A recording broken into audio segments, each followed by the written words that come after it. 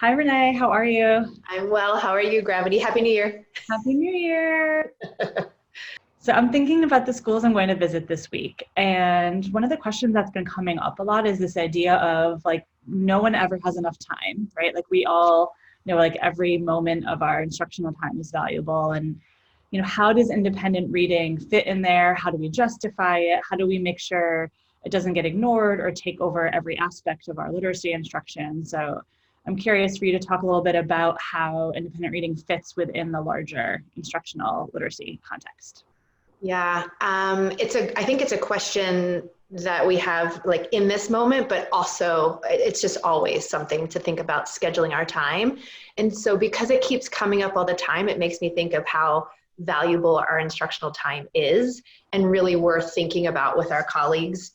So if we think about would it be helpful perhaps to think, sometimes it's helpful to think like in time segments, like your day, your week, your month, your year. So that is one way to think about it too. But I know that you and I have also been thinking about almost this idea of when are times we're studying as a community and when are times students are getting a chance to study independently. And so thinking about community experiences and then individual experience. And then also perhaps like in between thinking about times we're studying with fellow readers. So that idea of like whole class community experiences, small group experiences, and then time as individual experiences. And then when are we giving, like how are we allocating time in our day for all of those experiences to happen so that we're not overemphasizing one or the other, so it feels really balanced to both you, the teacher, and the students in your class. And so as you're saying that, I'm thinking about it's not just the number of students in the group, right? It's not just if I have the 30 students in the whole group or the 5 in the small group or the one-on-one conference, but it's really about like what happens in those different instructional contexts, right? So like for one example, like who gets to decide the text that we're reading, right? So we want to make sure it's not always the teacher, but not also always the student. So in my whole class community reading experiences, as the teacher, I'm often choosing. Doesn't mean students don't have a vote, but I'm often the one who's choosing what we read. But during small group, it's kind of sometimes I choose, sometimes they choose, sometimes individuals choose, right? And then during independent reading, the student always chooses. To me, that's like sort of my rule for myself, that that's a time where they always choose the text they're going to read. Absolutely. Yeah. And I'm almost thinking of like, as I hear you say that, I was going through like some actual students in my class. Like I was visualizing kids in my class, and there's always students I feel like that just like kind of gravitate towards a certain book, or they just have the ability to like find new books on their own. And then I feel like there's always kids that it took a little bit of time for me to get to know them and like kind of encouraged and recommended.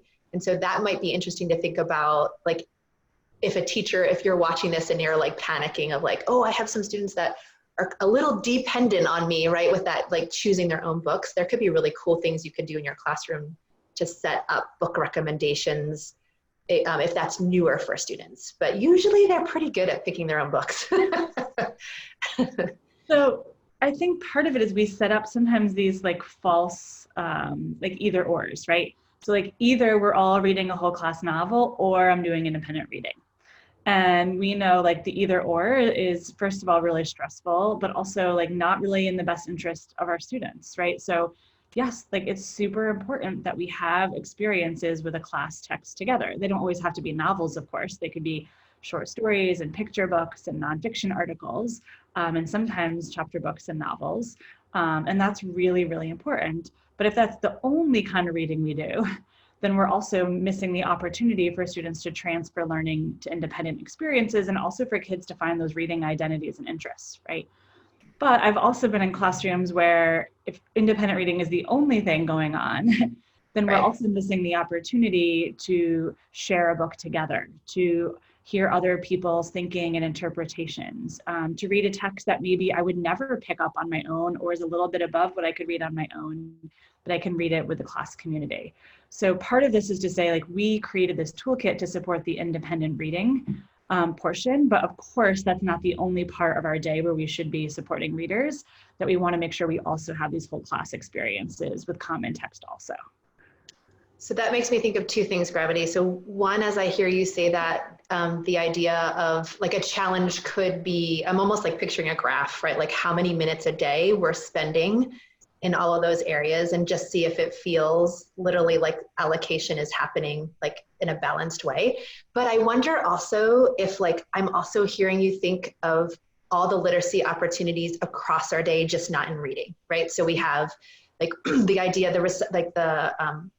reciprocity, is that the right word? For like reading and writing. I always feel like when you're writing, you're also amping up your reading skills and vice versa, and getting kids curious about how words work, and studying like, the work that Jeff and Whitney are doing in patterns of power. So all that grammar work and what Pam's doing in word study. So I feel like there's all of these times of our day. Sometimes I get so focused on just what's happening from here to here in independent reading. And then I feel really relieved when I look outside of that and say, oh, literacy is happening in reading and in word study and in shared reading, right? All of those pieces together help like lower my anxiety, And even though we're focused, we might feel like we're really focused on those reading skills and thinking strategically in independent reading. It also makes me think about when you were saying choice, the idea of like during those community experiences, I am, as a teacher, choosing the text and actually choosing the skills we're focusing on, because I might have identified from all my conversations and conferences with readers, this is something we need to work on. But then during independent reading, it does go back to the student, right? They're choosing their books, but also they're applying all of that work we're doing across the day and choosing how to think strategically through the books that they've chosen. They know how the characters are developing, so they're knowing I think I need to work on, and it's really kind of beautiful to watch that happen, right? And we're kind of coming alongside and coaching them as they're applying all that we're doing across our day in literacy. And we have some tools in the professional book as part of the toolkit that break down the different aspects of the whole literacy experience and all the different instructional contexts and how independent reading fits within there. So I think that's just an important reminder, is that sometimes there's some instructional contexts that get all of our attention, and others that sometimes get ignored, or as you're saying, sometimes we're seeing them as isolated without really thinking about how they all fit together. And that was part of our goal when we created the Teacher's Toolkit for Independent Reading, is to zoom in on that one part, but we're also making connections to other parts of the instructional context and other subject areas, so that kids become truly literate, not just for 45 minutes a day. Yeah. So it makes me think of like, if you're watching this video and you're thinking about your day or your week or your year, it feels like really Gravity and I, what we try to do in the toolkit is we can help you no matter what, right? Or this toolkit can support you no matter what. If you're thinking, I'm in an anthology, right? I've got this anthology that I'm following, but the toolkit actually is designed to help you really support and leverage the skills on an individual basis, right? Because sometimes the basal kind of blankets, like we're all working on this skill, but then I'm stuck with trying to figure out, but how can I help William, right, do that even better, or wherever he is, all the way to, whatever approach you're working on, if you're in a workshop approach or a guided reading approach, whatever approach, the tools that are designed in the toolkit, I think, can kind of come along and support you. And then also just tackle this idea of how are we really thinking through our instructional time. Thanks, Renee. All right, like more later. Happy New Year. I'm just sitting here. I got time. It's clear to see from up here. The world seems small. We can sit together. It's so beautiful.